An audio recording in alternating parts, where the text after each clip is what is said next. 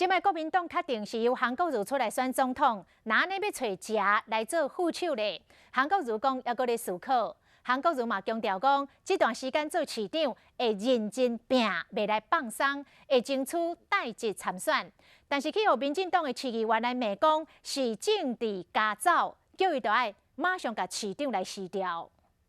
得到各路的朋友帮忙，我们一起来开创台湾美好的未来。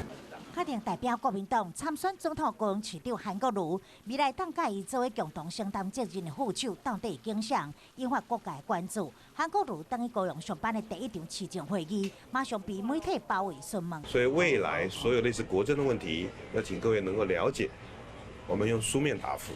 那大家问我的任何问题，关于市政问题，我很乐意来口头跟大家的报告。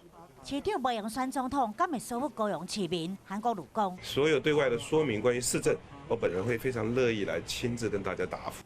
伊强烈争取大职参选，马上引来绿营议员调回记者会痛骂。陈市长避免空转，不要当政治跳蚤，不要当政治跳蚤。国民党总统初选公布的第一天，韩国瑜市长就已经对高雄市民的约定跳票，我们就很难期待说。